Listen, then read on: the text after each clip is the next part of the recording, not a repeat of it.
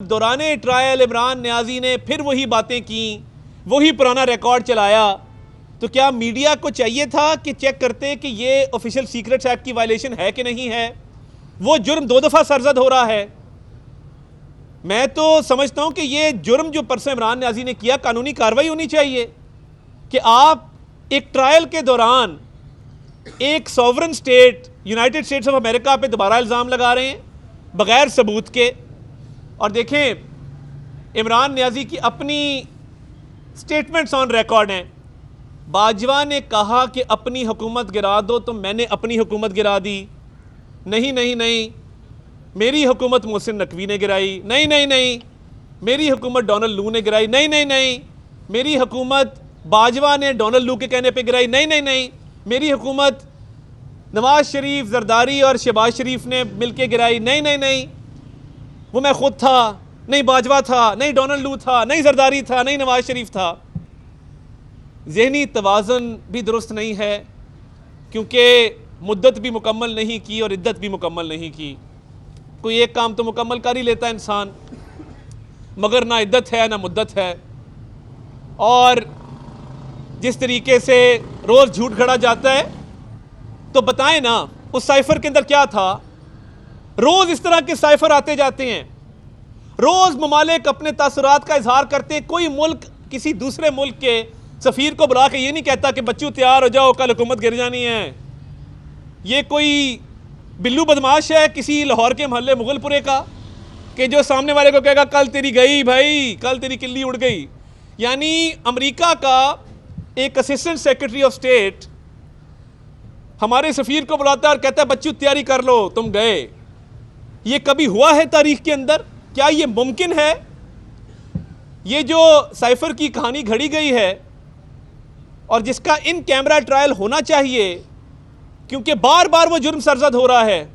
हम तमाम ममालिक से अच्छे ताल्लुकात चाहते हैं, पाकिस्तान के अच्छे ताल्लुकात हैं दुनिया के बहुत सारे ममालिक के साथ। तो ये जो कलाबाजियाँ हैं इमरान न्याजी की कि एक दिन कहता है कि अमेरिका था, नहीं डोनाल्ड लू था, नहीं बाजवा था, नहीं मैं खुद था, मैं हूँ कि मैं नहीं हूँ।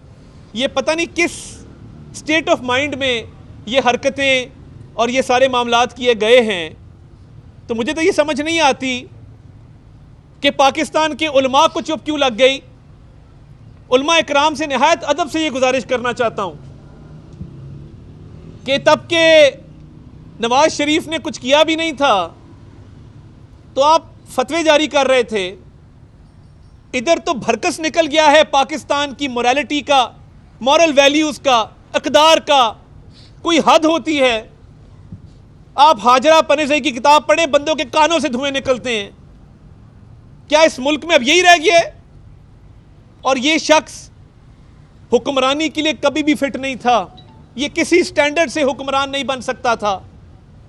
प्रोजेक्ट इमरान खान को लॉन्च किया गया था, नवाज शरीफ को हटाया गया था। और अगर नवाज शरीफ आज सुरखरू हो रहे हैं तो वो ज्यादती पर मबनी मुकदमात थे, वो नाइंसाफ़ी पर मबनी मुकदमात थे। इन पे जो मुकदमात हैं, 9 मई के हमले, दुश्मन ने कभी ऐसा नहीं सोचा। और गजब खुदा का कि 9 मई के हमले नवाज शरीफ ने कराए। ये कह रहा है आपका भांजा है हसन न्याजी कि वो नवाज शरीफ का भांजा है। और क्या वो नवाज शरीफ से डायरेक्शन ले रहा था?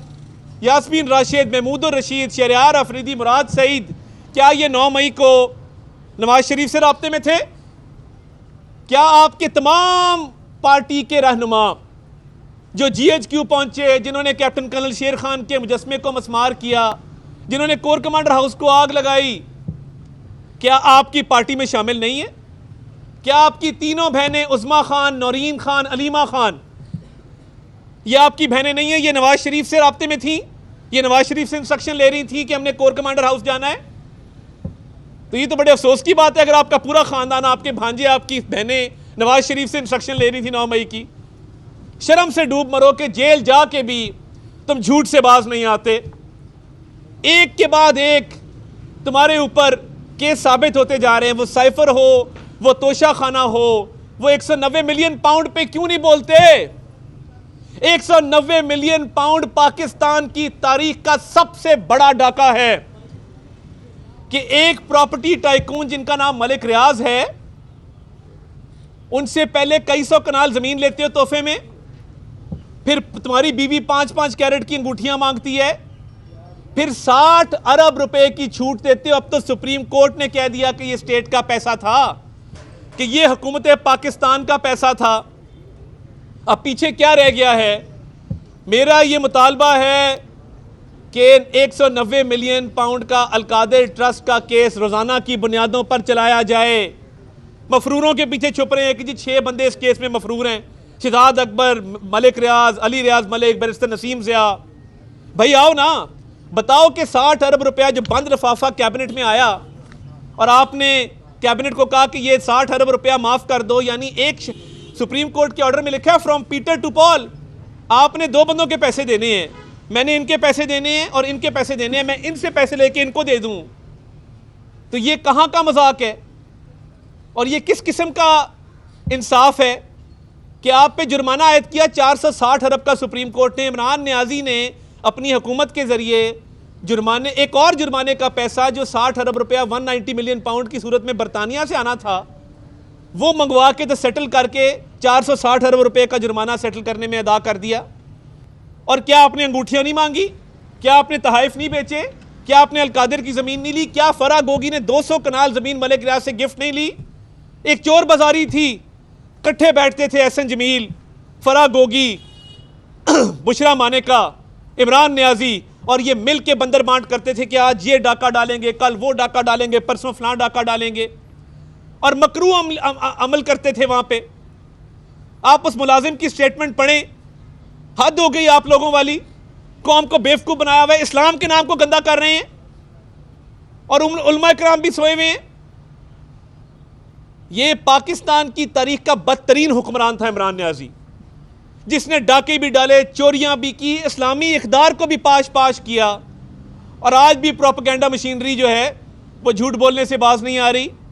हम अपनी इलेक्शन कैंपेन का आगाज़ कर चुके हैं, तमाम सूबों के विजिट भी हो गए, पार्लिमानी बोर्ड की कार्रवाई भी हो रही है, जलसा भी मियां नवाज शरीफ की वापसी पे बेहतरीन हो चुका, और इंशाअल्लाह ताला हम पूरा फोकस करेंगे यूनियन काउंसिल की सतह पे, पोलिंग स्टेशन की सतह पे, वार्ड की सतह पे, और इंशाअल्लाह ताला एक मरबूत इलेक्शन की हिकमत अमली लेके फील्ड में उतरेंगे। बहुत शुक्रिया।